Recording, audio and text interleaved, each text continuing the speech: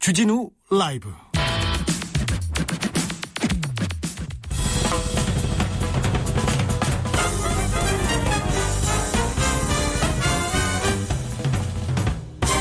훅 인터뷰. 모두를 위한, 모두를 향한, 모두의 궁금증 훅 인터뷰.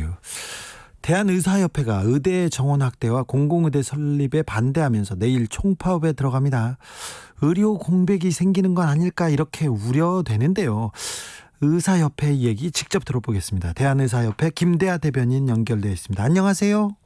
예, 안녕하세요. 네, 내일 그 총파업 예정돼 있죠? 예, 그렇습니다. 네, 총파업에 나서는 이유가 어떻게 됩니까? 이유를 말씀드리면 상당히 긴데요. 먼저 간단하게 말씀드리자면, 이런 의료 정책들이 추진됨에 있어서, 예. 정부가 의료계의 어떤 입장을 수렴하지 않고 일방통행하고 이렇게 불통하는 것에 대해서 항의하는 차원의 그런 목적이 가장 강하다고 볼 수 있습니다. 네, 불통한다. 그런데 그 정부에서 연 400명 정도 대학 예, 입시 의사들을 충원하겠다 이렇게 발표한 게 의사협회나 의사 전반에 큰 영향을 미칠까 이런 생각도 하는데 네. 이게 근본적인 이유는 아니죠? 물론 이제 의대 정원안이 400명이라는 거, 그거 자체가 큰 문제라기보다는요. 예? 그 400명이라는 안이 도출되기까지 말씀드렸지만 과정이라는 부분에서 문제를 좀 제기하는 거고요. 예? 또 한 가지 이제 의사의 인력이라는 것이 그냥 얼핏 생각하기에는 의사가 많으면 많을수록 좋을 것 같이 느껴지지만 예? 사실은 의사의 숫자라는 것은 의료 비용의 지출에 있어서 가장 중요한 인자로 지금 알려져 있습니다. 그래서 예?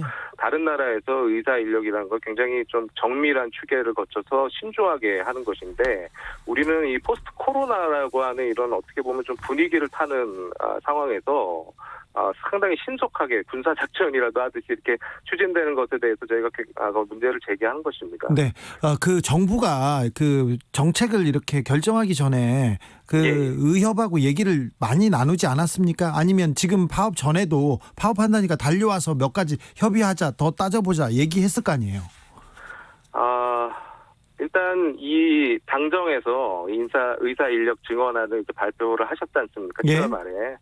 근데 사실 그 안에 대해서 저희가 사실 전혀 모르는 상태에서 언론 보도를 통해 이제 알게 됐던 것이고요. 물론 이제 한두 달 정도 사이에 이런 것들이 이제 조만간 추진이 될 것이다라는 것은 저희도 인지는 하고 있었습니다. 네. 그렇지만 그 사이에 이제 정부에서 구체적인 안, 예컨대 뭐 몇백 명을 늘리겠다든지 몇백 명을 어떻게 분류해서 나누겠다든지 이게 근거가 어떻다든지 뭐 이런 것들에 대해서 저희에게 구체적으로 의견을 물어오거나 이런 적이 없고요.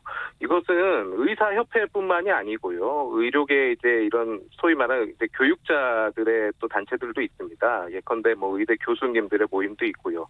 뭐 이런 분들도 전혀 몰랐다는 겁니다. 그래서 저희는 이것이 상당히 문제가 있다라고 보고 있습니다. 정부는 의사 수를 좀 확충해야 된다. 의사 수가 지금 기본적으로 OECD 국가 중에 좀 수가 적고 그래서 의료 불균형을 해소하는데 의사 수 확충이 좀 필수적이다 이런 생각을 가지고 있습니다. 근데 예. 이 의료 불균형을 이 정부 안으로는 의료 불균형 해결하는데 도움이 안 됩니까?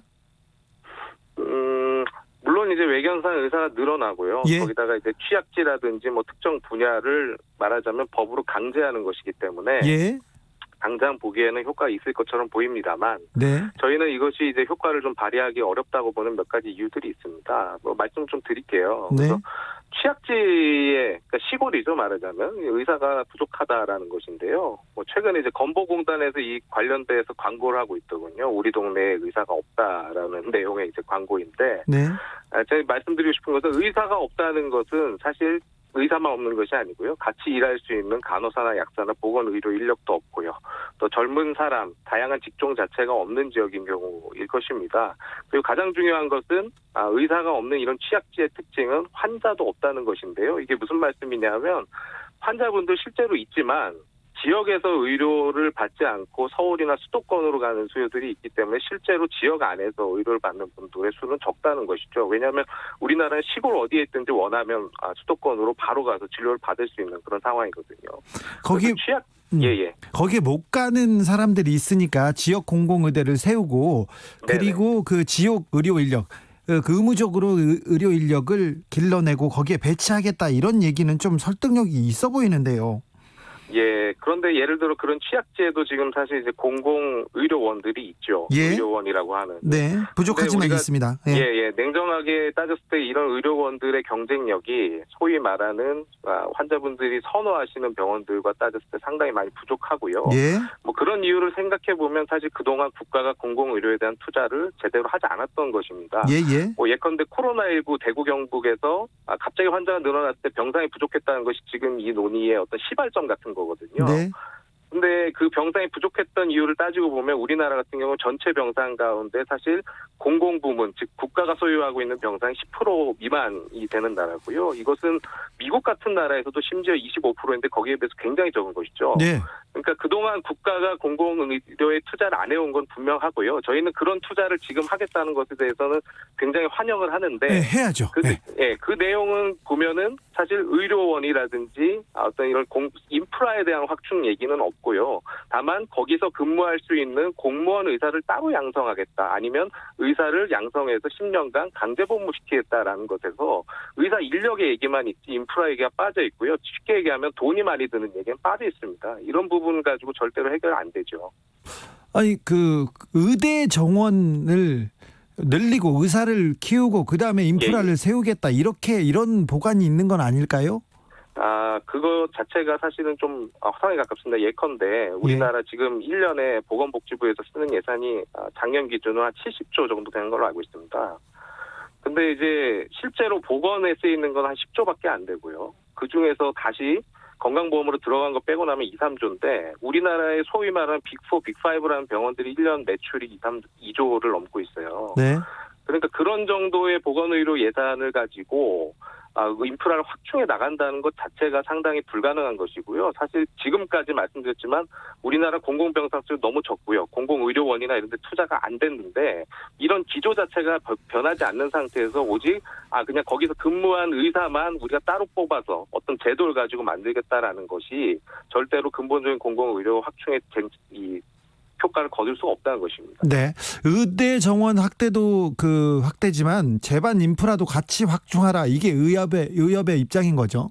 예, 뭐 지금 있는 의료원들도 사실 지역에서 지역민들에게 선호를 못 받고요. 네. 사실 거기 가시는 의사분들도 사실 거기에서는 어떤 중증의 환자나 큰 수술이나 이런 것들이 별로 없기 때문에 큰 병원 가라고 하죠, 서울에. 예, 그런 상황이고 실제로 환자분들이 또 여력이 되신 분들은 웬만하면 다 서울로 가시는 거죠. 그러니까 네. 의료원이라는 곳은 지금 사실 말씀하신 대로 정말 좀 어려운 사정이 있거나 정말 서울 가기 힘드신 분들만 가는 곳인 것이고 그런 분들이 가는 의료원이 사실은 선호를 못 받고 어떤 경쟁력에서도 지금 떨어지는 게 사실이라는 거죠. 네.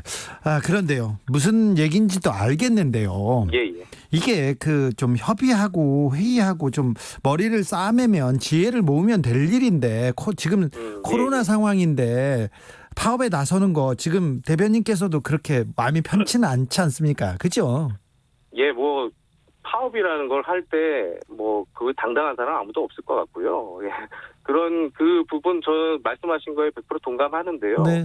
저희도 대화를 하고 싶습니다. 오히려 정부보다 저희가 이런 대화가 더 간절할 것이고요. 저희가 파업이라고 하는 사실 의사가 파업한다 그러면 상당히 낯설고 이상하지 않습니까, 사실은. 네.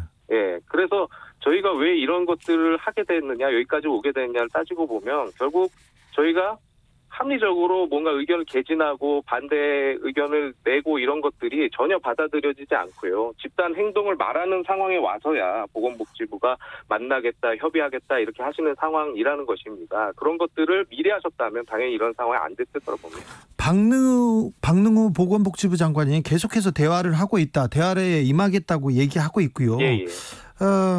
환자의 희생을 담보로 하는 극단적인 방식은 좀 자제하라 이런 입장도 나왔습니다. 어떻게 보셨어요? 일단은 이런 단체 행동 자체가 국민들께 불안을 드리고요. 네. 그런 부분에 대해서 정말 죄송하게 생각하고 송구스럽게 생각합니다. 근데 환자의 희생을 담보한다라고 말씀하셨습니다만 네. 지난 7일에 전공의 선생님들이 파업을 할 때도 그랬고요. 예. 내일도 그렇지만 저희가 분만이라든지 응급, 이런 중환자 치료, 입원 치료 이런 필수 분야의 인력은 다 유지를 하는 것이 방침이고요. 이것은 뭐 국가에서 요청을 한다든지 명령한다고 해서 하는 것이 아니라 이건 의사 집단의 어떤 자율적인 조치입니다. 그래서 파업이라는 것은 저희가 도저히 저희의 의견이 받아들여지지 않는 상황에 대해서 항의하기 위한, 목소리를 내기 위한, 의사를 표출하기 위한 수단인 것이지 절대로 이것이 뭐 국민께 어떤 해를 가한다거나 불편을 드리고자 하는 것이 전혀 아닌 것이고요. 말씀드린 대로 저희야말로 대화를 하고 싶습니다. 그런데 이미 결론을 정해놓고 이미 추진은 하겠다, 불가피하다라고 이야기하면서 대화하자라고 하시는 것은 사실상 대화할 의지가 없는 것처럼 보이는 게 사실이고요. 저는 이렇게 비유를 하는데요. 결혼은 절대 안 하겠다고 못을 박아놓고 상견례 하겠냐고 물어봤을 때 어떤 사람이 과연 나올 것이냐, 이렇게 말씀드리고 싶습니다. 지난번 전공의 협의 관계자도 저기 파업할 때 얘기를 좀 나눴는데요, 저희하고. 근데 예. 경무에 시달린다, 우리 진짜 최저임금도 못 받고 일한다 하면서 예. 처우 개선을 얘기했는데, 처우 개선을 위해서도, 전공의들의 처우 개선을 위해서도 의사 인원 확대 좀 필요한 것 같아요. 얘기 끝나고 보니까 왜 예. 그런데 반대하는지 모르겠더라고요. 네, 그러니까 의사들이 매번 얘기하는 게 다른 나라보다 두세 배 일을 해야 된다. 예. 전공의들은 100시간 이상 일을 하면서 너무 힘들다, 이런 예. 것들인데요. 예. 그 말씀만 들을 때는 의사가 상당히 부족하니까 적어서 그렇다, 많이 뽑으면 해결되겠구나라고 생각하실 수도 있습니다. 네, 그런데 그게 사실은 병원이라는 공간에 사실은 한정된 논의입니다, 사실은. 무슨 말씀이냐면은, 우리 국민들께서도, 의사가 좀 부족해, 좀 많이 뽑았으면 좋겠다라고 느끼실 때 언제냐면은, 대형 병원에 가셔서 2시간, 3시간 대기했다가, 1분 보고 나올 교수님 때요. 만나서 네. 2분, 3분 만에 얼굴도 제대로 못 보고 나올 때, 충분한 설명을 못 들었어, 좀 10분, 20분 설명 듣고 싶다, 이런 욕구가 드실 때 보통 이제 그런 결론에 도달하시는 거거든요. 네. 그런데 말씀드린 대로 이런 것들은 병원 안에서 주로 일어나는 일이죠. 그러니까 정확히 말씀드리면 병원 안에 의사 인력 고용이 굉장히 적은 것이고요. 동일한 우리나라의 소위 말하는 빅4, 빅5 병원의 이런 규모와 동일한 외국의 병원들을 보면 동일한 규모에서 의사 인력이 우리보다 1.5배에서 2배 이상 고용을 하고 있습니다. 병상 수나 규모에 비해서 이런 채용 규모가 굉장히 적다는 것이고요. 물론 병원의 입장도 있습니다. 왜냐하면 의료 수가 자체가 적다 보니까 의사를 충분히 고용 못하는 상황도 분명히 있겠죠. 그렇다 보니까 그동안 말하자면 거기에 대한 대책으로서 활용됐던 게 전공의 선생님들입니다. 전공의 선생님들은 100시간 이상 근무를 해도 불만을 제기할 수 없는 그런 환경이었기 때문에 네. 전공의 한 명이 말하자면 전문의 2-3명 정도의 몫을 감당해 왔는데 2015년에 전공의법이 생기면서 이제 전공의의 처우라든지 이런 근무 시간에 대한 논의가 본격화되면서 지금 전공의들의 근무 여건은 이전보다는 조금 향상되고 있고요. 네. 그렇다 보니까 대형 병원들은 사실 전공의의 근무 시간 줄어듦으로써 전문의를 지금 채용해야 되는 입장에 처해 있습니다. 그런데 입원 전담 전문의라는 네, 거죠. 대변인께서 아까 말했는데 의료 수가 때문이 아니라 수익성 때문에 사립병원에서 충분한 인력을 고용하지 않는 거는 아닌가, 이런 생각합니다. 뭐 그런 부분도 있을 수 있겠죠. 돈 많이 버는 사립병원들은 자기네들이 좀 그 인력을 많이 뽑아야죠. 그런데 그 극단적으로 지금 의사 선생님들의 희생을 그 담보로 지금 굴러가고 있는 거 아닌가, 이런 생각도 해봅니다. 다음 맞습니다. 질문으로 넘어가 볼 텐데요. 한약 처약 급여화, 이 부분에 대해서 지금 그 의사 선생님들 반대하고 있죠. 정부가 추진하고 있는, 이건 어떤 내용인가요? 첩약이라는 것이 이제 뭐 흔히 말하는 탕약 같은 한약인데요. 네. 그러니까 지금 이제 7월 말에 건강보험정책심의위원회라고 하는 건정심에서 이 첩약이 첩약 급여화 시범 사업이라는 게 이제 통과됐습니다. 이게 뭐냐면은 월경통이나 안면마비와 같은 3개 질환에 대해서 한의사 선생님들이 이제 진료를 보고 처방을 할 때 이 과정을 건강보험 급여를 해준다는 것이고요. 예. 본인 부담 50%로 해서 연 500억 원, 실제 환자 부담금까지 하면 1,000억 원 정도가 소요되는 시범 사업을 3년간 하겠다, 그 이후에 확대하겠다, 이런 내용인데요.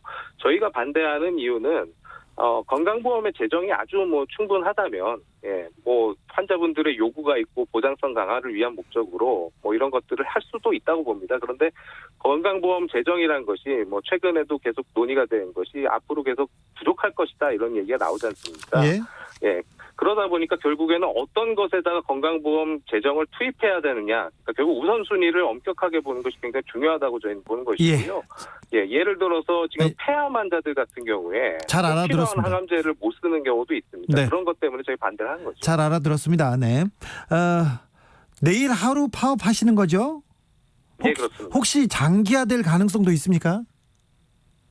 그러지 않기를 바라고 있고요. 뭐 저희도 정부에서 말씀드린 대로 저희도 대화를 하고 싶고 결국 저희의 이야기를 들어달라는 요구입니다. 그러면 그래서 정부에서 그러면 의대 정원을 늘리지 않겠다 이렇게 얘기해야 지금 대화 테이블에서 좀 대화가 마무리될까요? 의사협회 입장에서는? 않겠다라고 단정하시긴 당연히 어렵겠지만 최소한 그 과정에서 대화가 적었다는 부분을 인정해 주시고 예. 지금이라도 이야기를 들어서 반영할 수 있는 부분에 따라서 수정할 수 있다 정도의 유연한 입장이 있으시다면 저희는 언제든지 대화에 나설 수 있습니다. 마지막으로 좀 그 의료진 파업, 의사 선생님들이 일을 안 하면 병원에 없으면 어떻게 하지 걱정하는 분들이 많습니다. 마지막으로 한마디 부탁드리겠습니다. 예, 아까도 말씀드렸지만 일단 의사 파업 이야기가 나온다는 것 자체가 국민께 불편을 드리는 거라서 굉장히 송구스럽다는 말씀드리고요. 저희가 파업할 때는 사실 필수 분야를 유지하는 것이 결국 저희의 목소리를 들어달라는 말씀인 것이지 절대로 환자분들께 어떤 불편을 드리기 위한 게 아니라는 거. 그리고 내일도 저희가 그런 부분에 가장 주안점을 두고 진행을 할 거라는 걸 말씀드리고요. 예. 코로나19 상황에서 코로나 의병이다, 덕분에 캠페인 주역이다 해서 의사들을 또 많이 칭찬을 해주셨습니다. 네, 그렇죠. 덕분이죠. 그 의사들이 사실은 굉장히 그냥 평범한 보통 의사들의 선의였고요. 그것이 지금도 그 보통 의사들의 대부분이 또 반대를 하고 있는 것입니다. 그런 부분에서 밥그릇 지키기라든지 직능 이기주의라고 생각하지 마시고 한 번쯤은 이것에 정말 어떤 문제가 있는 건가라는 걸 좀 진지하게 좀 봐주셨으면 좋겠고요. 학생과 전공의들이 앞장서고 있다는 것, 다시 말해서 의료계에서 가장 약자들입니다. 이들이 앞장서고 있다는 것이 굉장히 순수한 목소리란 뜻이고요. 또 평소에 사실 이런 의료계 사안에 대해서 사실 크게 입장을 내지 않는 교수님들조차도 힘을 싣는 상황이기 때문에 이런 부분에서 좀 순수성이 있다는 걸 갖고 그런 관점에 좀 봐주셨으면 좋겠습니다. 지금까지 대한의사협회 김대하 대변인이었습니다. 감사합니다. 예, 감사합니다.